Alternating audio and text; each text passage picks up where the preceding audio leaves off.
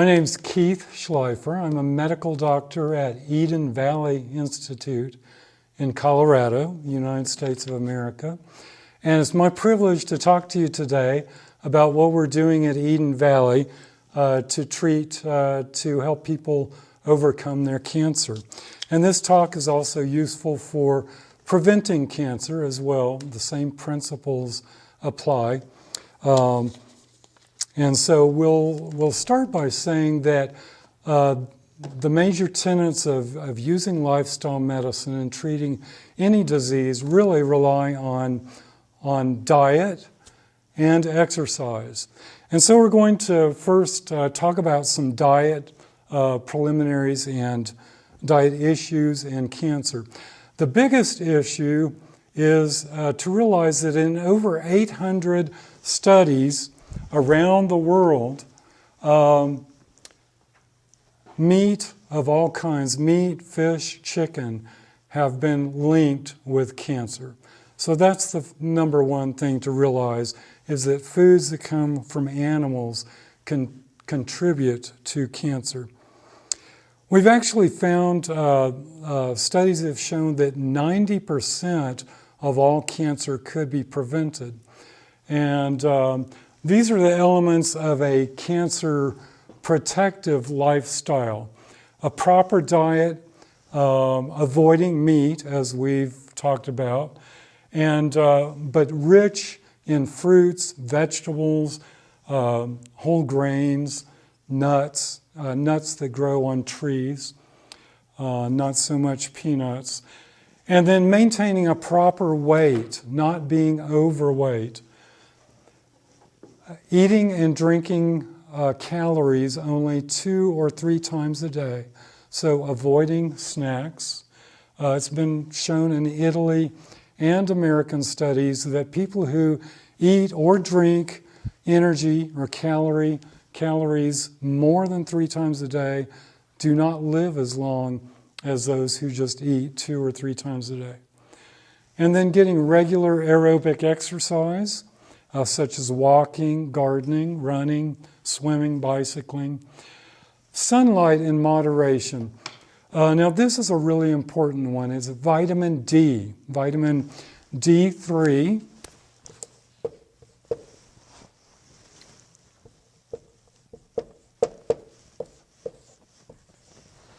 Now, as many of us grew up, we were taught that vitamin D was important only for strong bones.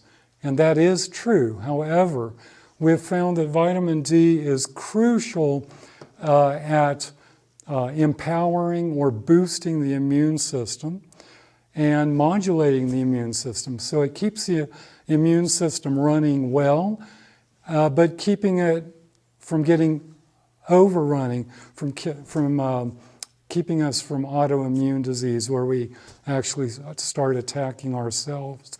Those autoimmune diseases, such as rheumatoid arthritis, is where the body starts attacking itself.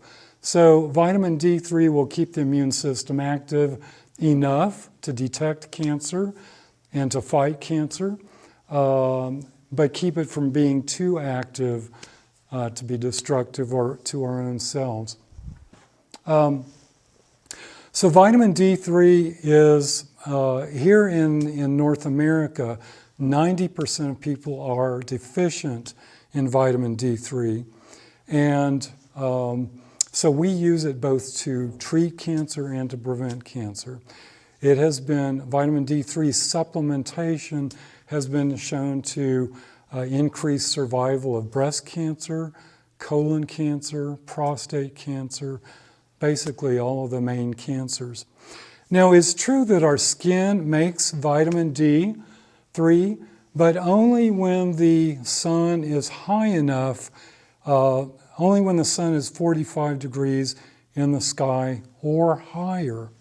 Now, of course, I'm used to the northern hemisphere. You may have heard of California. You think of California as a sunny place, but actually it's far enough north that from October until February, the people living in Colorado never see the sun get higher than that, even at lunchtime.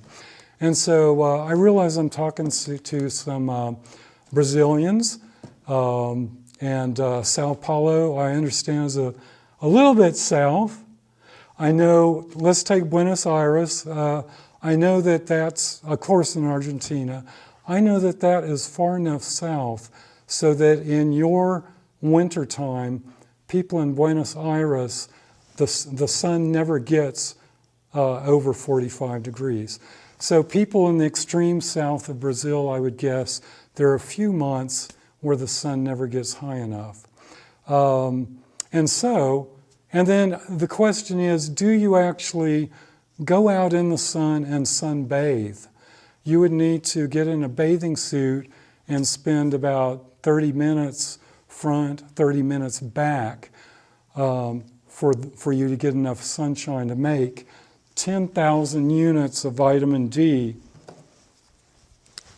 a day. So I'm finding that most of our people can supplement with 10,000 international units a day, and that will get them into a range of 70 to 90 picograms of a blood level.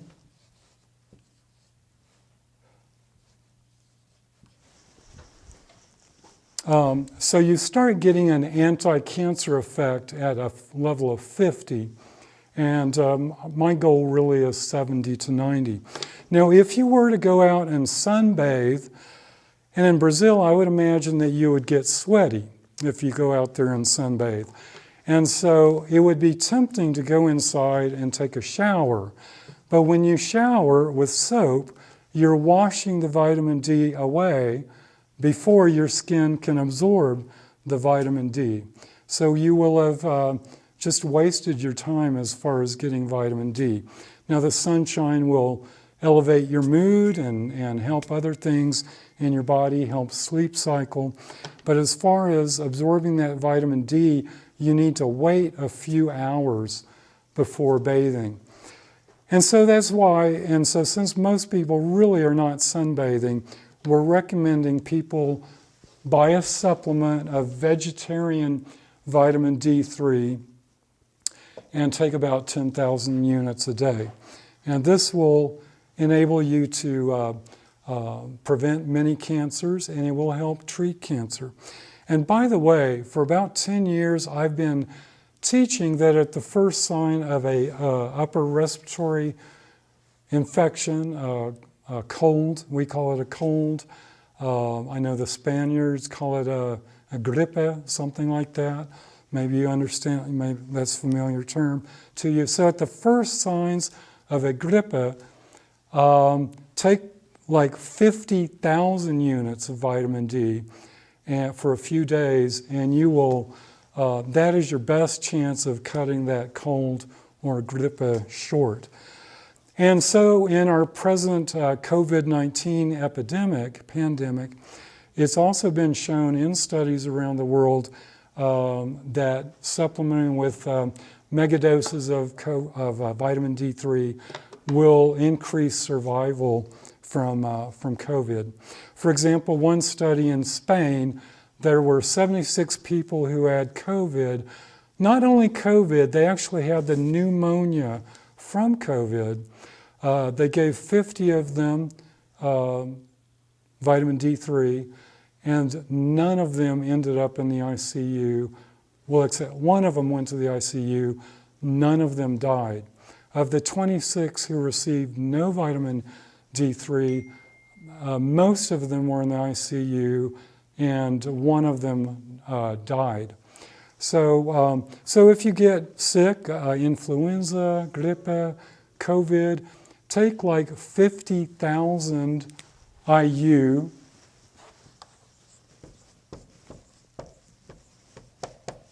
for 5 days, and then you can back off to the 10,000. So vitamin D is crucial in both treating and preventing cancer, and also treating viruses, including COVID. So that was sunlight. And then also preventing cancer, you want to, we all have stress, but you want to learn constructive ways to deal with stress instead of destructive ways. Destructive ways might be going to the refrigerator and eating every time you feel stressed, or just bottling it up. So you want to exercise. Exercise is a great way of relieving stress. Also, you want to learn something called cognitive behavioral therapy. This is learning to tell ourselves truthful things that are truthful, hopeful, and also Bible-based, which will be filling us also with hope.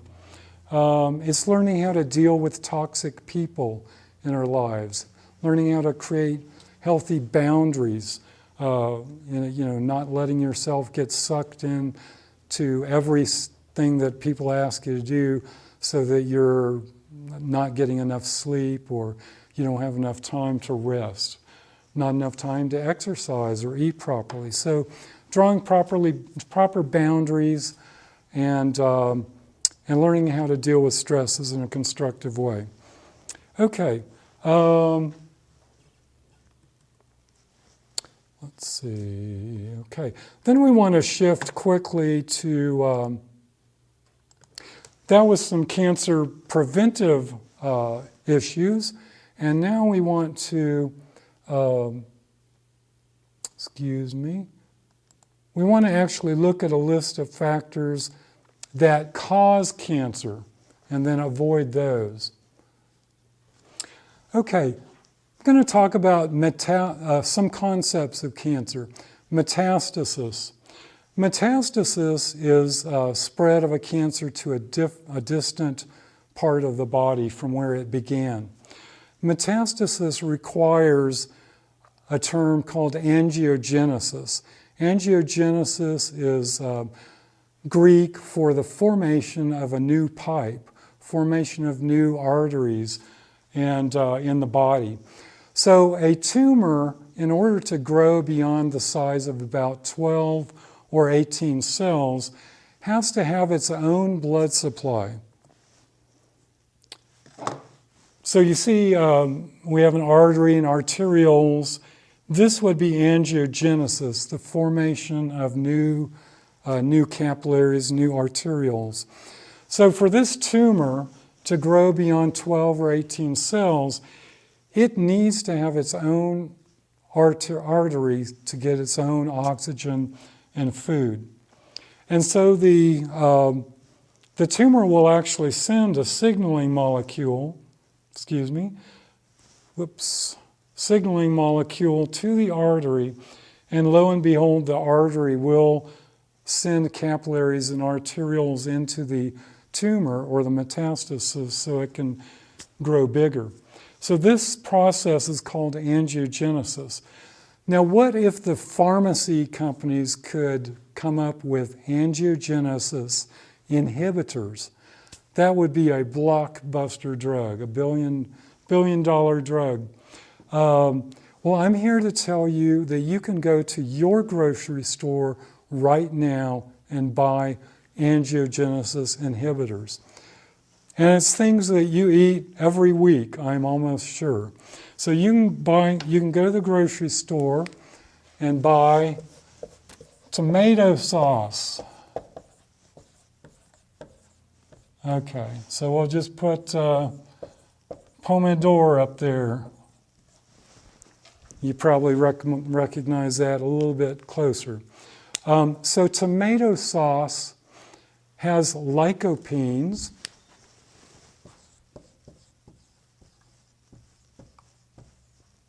And lycopenes are angiogenesis inhibitors. Now, tomatoes are great. Eat your fresh tomatoes, but when you are eating tomato sauce on some other food, you're in half a cup of tomato sauce, there are probably 3 or 4 tomatoes. So you're getting a lot more tomatoes than what you could eat fresh. In addition, cooking the tomatoes makes the lycopene much more available to the body. And then also there are, you can go to the store and buy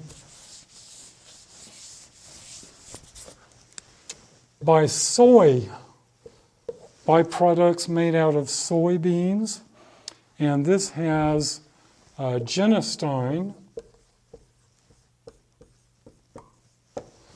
Okay, so there are two specific angiogenesis inhibitors that you can go to your store and buy common foods that will inhibit sending arteries to feed the tumor.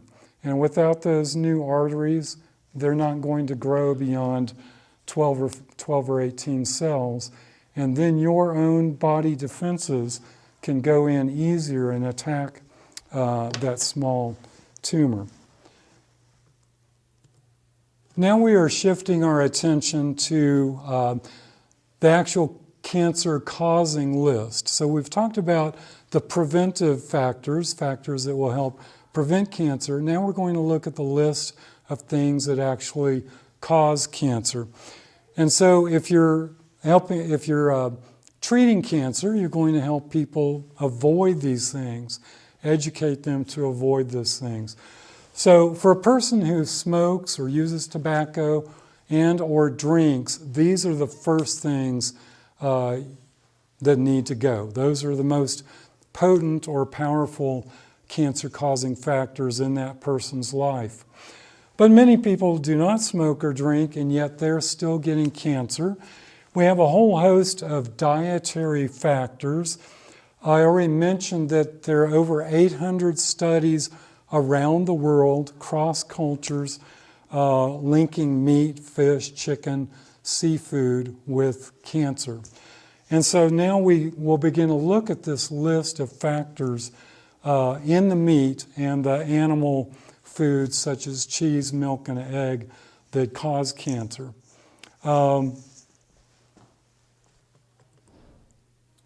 So viruses. Okay, we'll get to that then. Milk. Milk actually has casein, which is a tumor promoter. And breast cancer is the number 2 cancer killer of women. And it turns out that in the cow's milk, there is a bovine leukemia virus. And when we take out, let's say a woman has a mastectomy for breast cancer, they'll look at the cancer part, and then they'll look at the non-cancer part of that breast. And the cancer part was 3 times more likely to have the bovine or cow leukemia virus compared to the non-cancer part of the breast. Now, cancer comes from damaged DNA. There are many things that damage the DNA.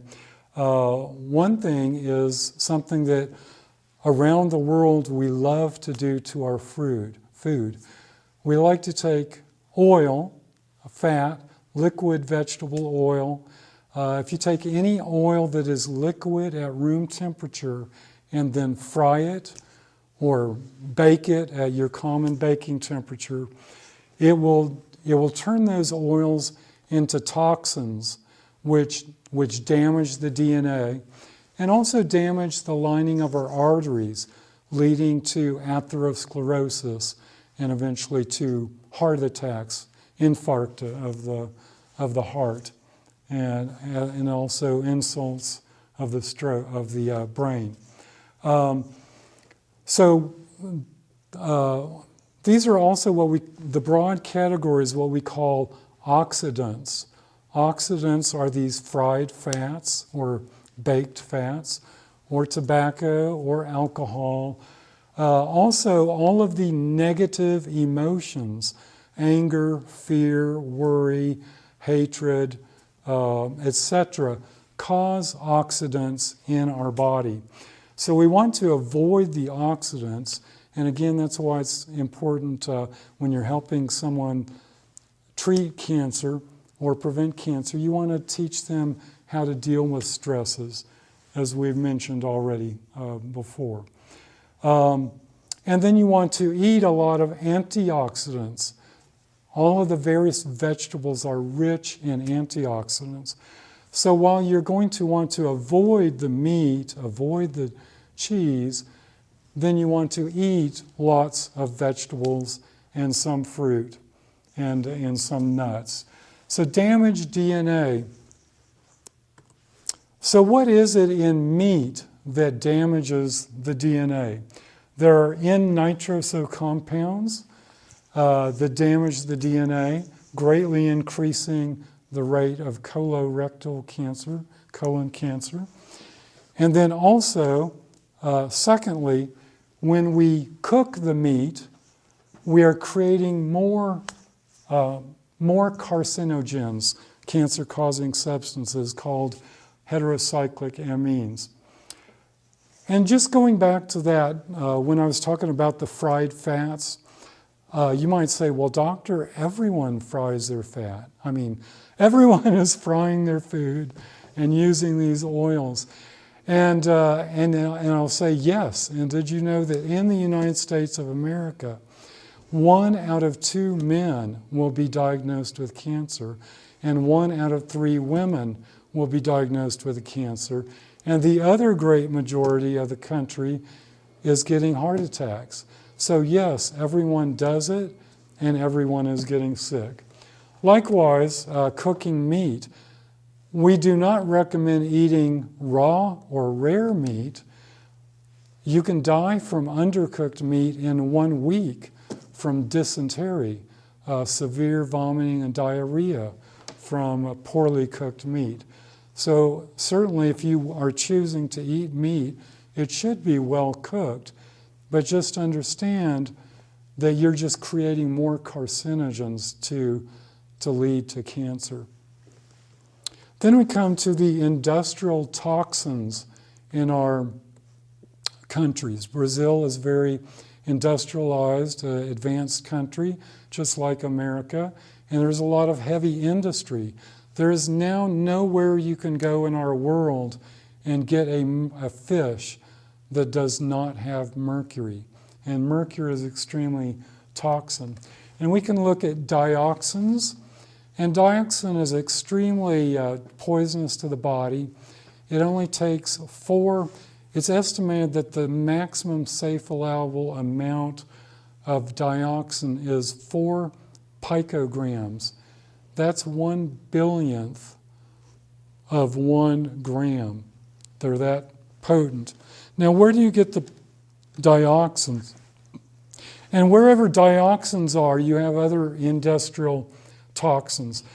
So you drink a little water, that's no problem. Maybe you eat a little bit of dirt on your potato or carrot, no problem. You breathe it in the air, but that's no problem. It turns out that 1 egg has the maximum safe allowable amount of dioxins. And you eat some fish, you're up to the 2 times the safe allowable amount. Chicken or pork, you have 3 times the safe allowable amount. Drink 1 cup of milk, 1 serving of milk, you've got 4 times the safe allowable amount. And some other dairy. So we've already talked about milk.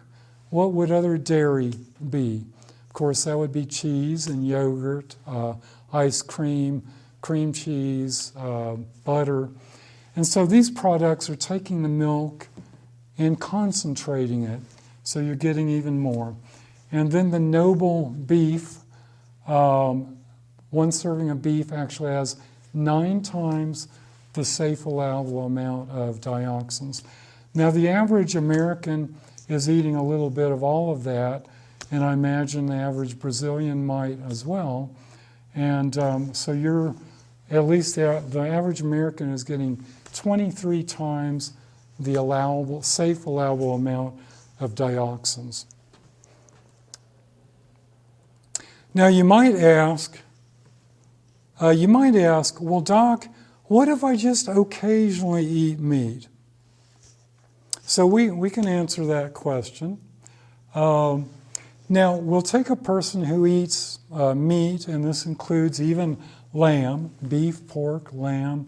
We take the person who eats meat less than once a month, and we just label them as a 0% of increased risk.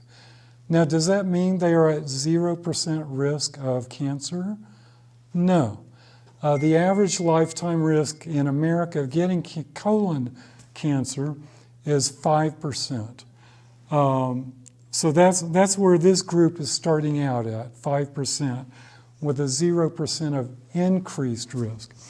So now we go to the person eating meat once a month to once a week, and their risk increases 39%. That means they go from 5% up to 7% lifetime risk.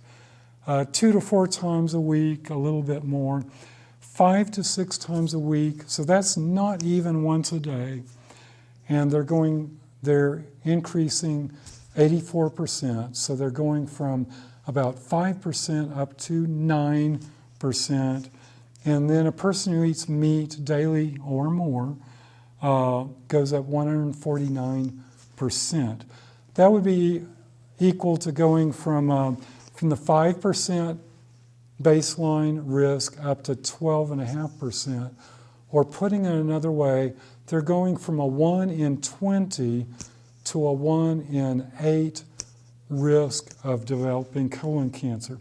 So it's almost a linear relationship between how often you eat meat and your risk of getting cancer. Okay. So, in treating cancer, we find that the diet is the mainstay. If you're working at a center to help people overcome their cancer, you're going to be stressing a diet that does not fry oils, does not bake oils, liquid oils, and avoids meat and cheese and other dairy, and then is actually rich in what we call whole food, plant-based food. Actually eating the vegetables, cooked vegetables. You could be a junk food vegan.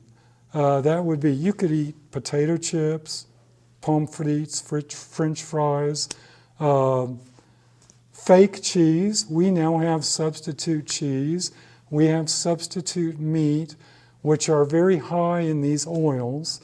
And then you could even drink beer, and you would be a vegan, but that obviously is not healthy. So it's eating the plants that grow from the ground, that are plants, not animals, eating plants as closely to the way that they grow. Actually eating the carrots, the cabbage, the broccoli, etc., and nuts that grow on trees, and whole grains. Quinoa is a lovely carbohydrate, rice, etc., oatmeal, etc. So the diet is mainstay. Exercise is crucial to both preventing cancer and cancer survival, and that has been clearly demonstrated as well. Then specific dietary factors, in addition to tomato sauce and soy, which are angiogenesis inhibitors. So those are very specific. We have the cabbage family, what we call, in English, we call it the cruciferous family.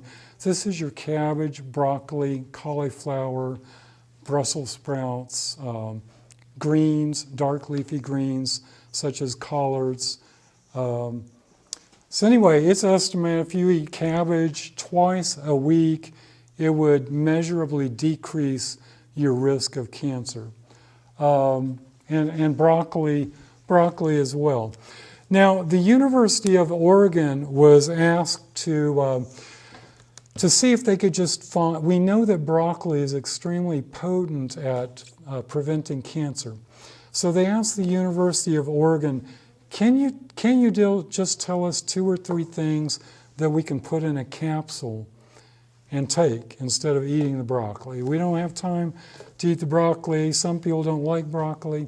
And so after some years of study and hundreds of thousands of dollars, maybe $1 million, who knows, they came back with the short answer, no, you have to eat the broccoli. And it's the same thing with the carrot, the beet, the sweet potato. God put all of these things, He designed these vegetables with all the constituents to work together. And in fact, all these vegetables that we would eat, 2 or 3 vegetables together at a meal, they all work together to fight the cancer. The wider variety of vegetables you're eating, then they all have different chemicals that will attack the cancer in different ways.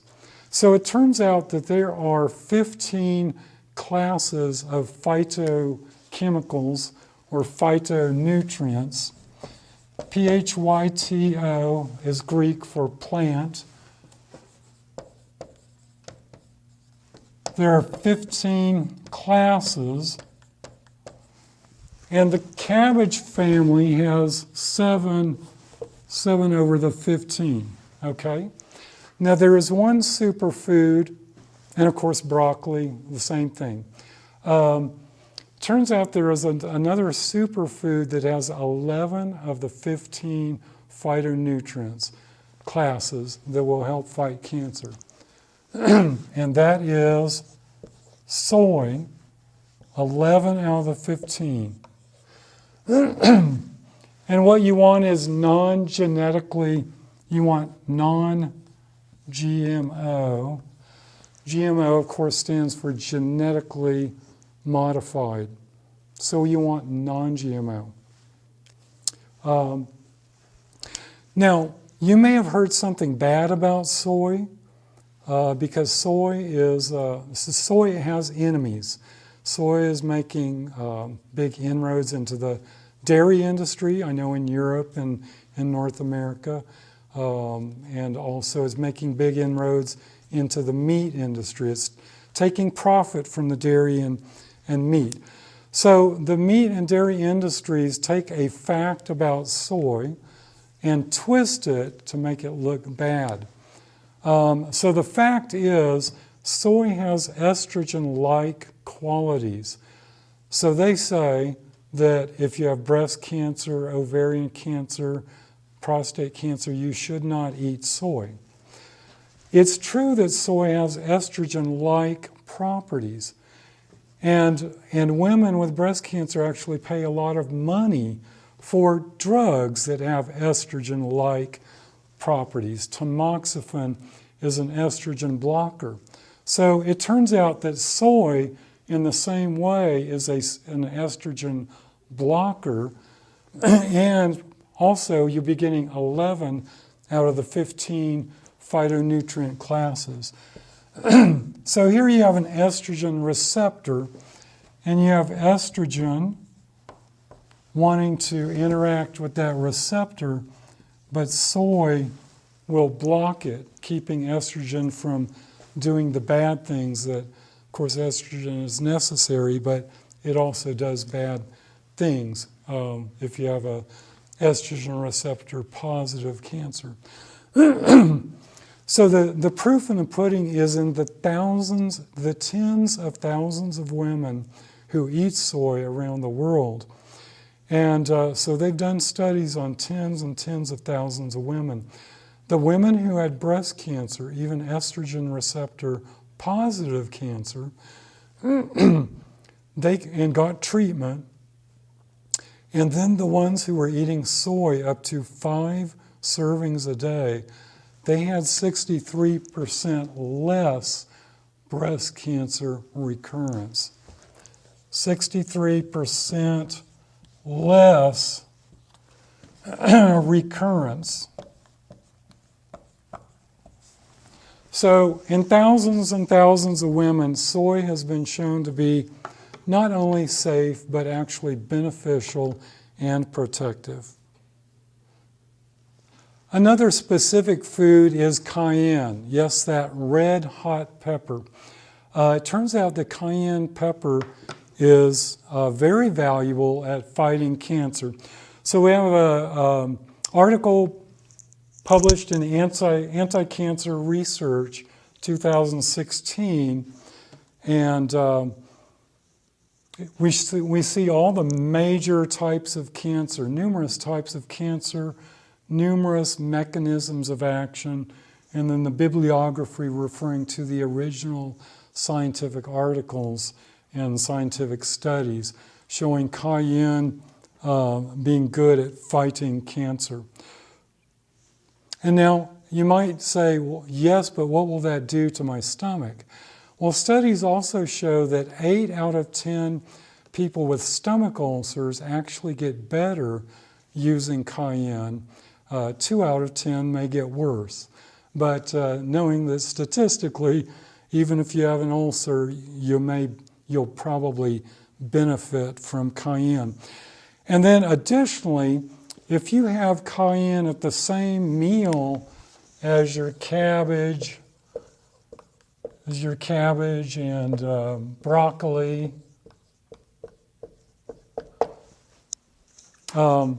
you get a synergistic effect at turning on the p53 gene. The p53 gene is the self-destruct gene.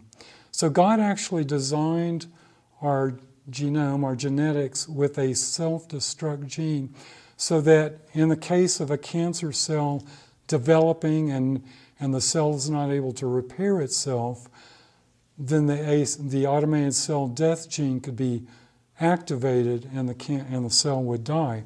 So when you eat cayenne at the same meal as cabbage, broccoli, cauliflower, etc., you're getting a more than simple addition effect at turning on that gene. So simple addition is like 2 plus 3 equals 5, but synergism is like 2 plus 3 equals 7 or 8. So eat cayenne at the same meal as your cabbage, broccoli, cauliflower, etc. Then that brings us to one other specific nutrient or food item. That is flaxseed.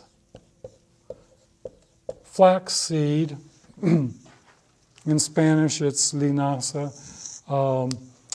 So tiny seed, you need to grind it up or else before you eat it, or else it'll just run through you undigested. But you want to grind it only basically at the meal time when you're going to eat it. Otherwise, the oxygen in the air oxidizes it rapidly. It ruins the omega-3 fatty acids, which is what we're after. Our goal is to get all those good omega-3 fatty acids that are in the flaxseed, the walnuts, the chia seed. But if we grind it ahead of time, it destroys those omega-3s. So get a little, in America, $15 American dollar coffee grinder and put 1 tablespoon cuchara in there, and literally in 2 or 3 seconds, it's ground up, and you can sprinkle it on your salad, put it in some juice, put it on beans, whatever. But it's rich in omega-3s. It's also rich in lignans, very good for prostate cancer, but really it's good for all cancers.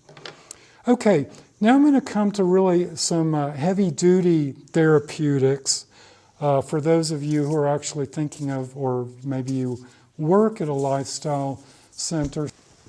So we're going to be talking about fever therapy.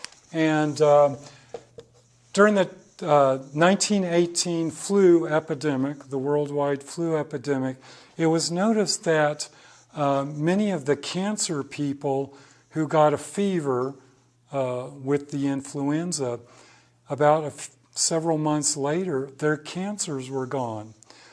So that sparked a lot of interest in studying fever as a therapy for cancer.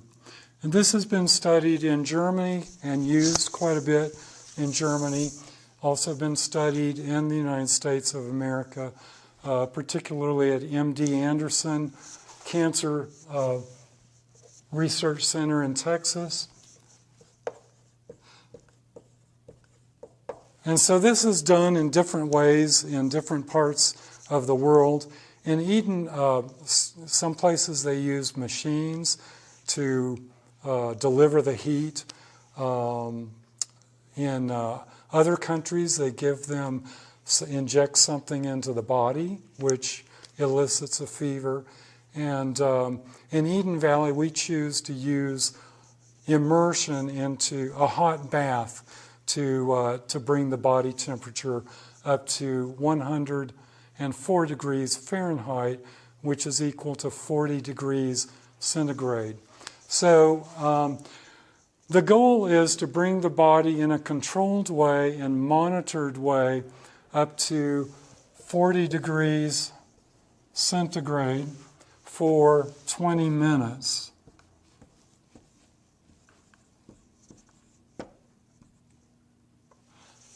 Okay, so that's the goal. And we will monitor these people very carefully. We're taking their temperature every 5 minutes. When they get to 40 degrees centigrade, we will put ice on their head, and sometimes we're putting ice on their neck. And we also, as you get a fever, you get tired, people start breathing slow enough that the oxygen can go down in their bodies. So we have an oxygen concentrator machine there, and they're getting oxygen, supplemental oxygen through their nose. Okay, so it's a very monitored situation. It's not something that you can just go tell someone to go do at home. They need skilled, trained help to do it. And after 2 weeks of being in Eden Valley, there are guests who are, and their loved one, their spouse, who are responsible and intelligent and nimble or agile enough so that they can safely do this at home. But you can imagine there are other people who are feeble, or their loved ones are not, they're just not mentally equipped to take care of such a thing at home. So it is something certainly best started at a trained lifestyle facility. Okay, then there's also hyperbaric oxygen, where the atmospheric pressure is 1.3 times normal, or 30% above normal, somewhat similar to being at the Dead Sea in Israel. So that's the elevated pressure, atmospheric pressure, and then increased oxygen.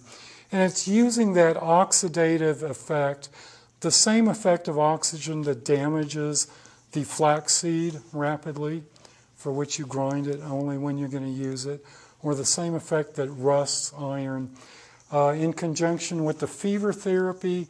And also studies show in conjunction with chemo or radiation, the hyperbaric oxygen under pressure does increase the kill rate of the cancer cells.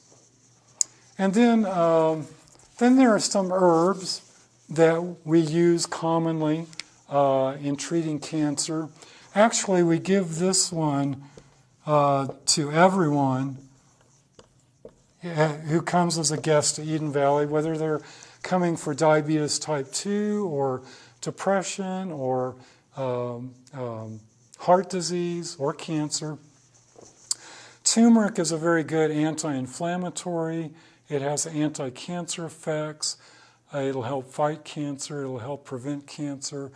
It has antidepressant effects.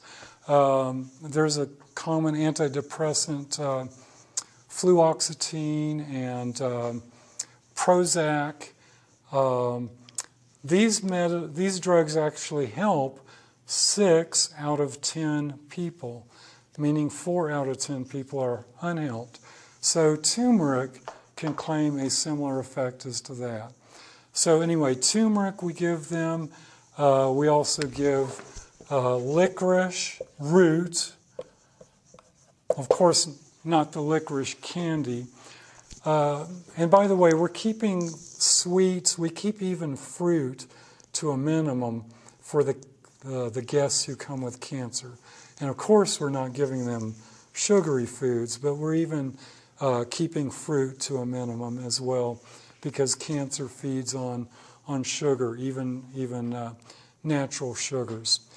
And then at Eden Valley, we also have 3 tinctures that we make here at Eden Valley. We have A, B, and C, and each one has 4 or 5 herbs extracted into alcohol.